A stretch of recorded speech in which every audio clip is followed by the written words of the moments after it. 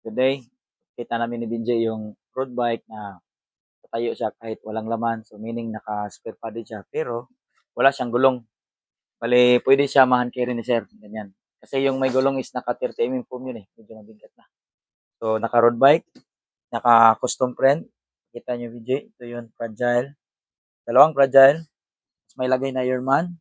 Tapos ito, Pilipinas, Qatar, saka Australia ba to? New Zealand. Parang Australia to. Darrell A. Ano pala niya? Rualis.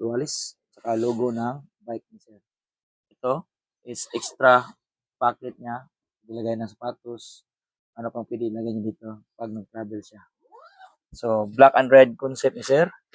So, Waikiki yung ginagamit accessories, saka zippers para quality. Saka ano rin, tatagal talaga siya yung ganitong style na gamitan na accessories yung gagamitin or product. Okay?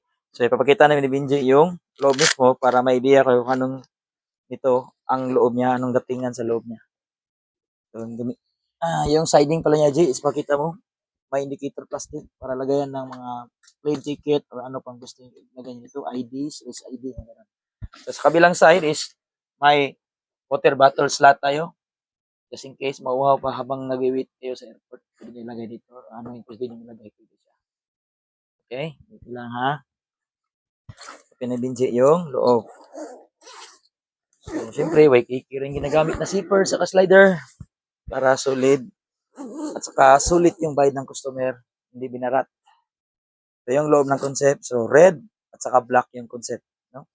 So, para sa body, at saka two wheels G, tools, yung tools, extra pocket para sa personal niya. Depende na yung sir anong gusto niyang gawin. So, si sir, hindi na siya mag-add ng padding nito kasi 20 mm. Pero depende pag i-secure niya pa. Ha? So, ito yung 20 mm foam. Naka-waterproof rin lahat ito. So, from the bottom of the heart to na trabaho. Passion talaga na ano siya. Dapat kung anong binayaran ng customer, yun yung babalik talaga sa shop. Okay, so parang malayo yung biyahe ni sir dahil sa represent niya sa flag. So, close ko muna. Ito yung ano.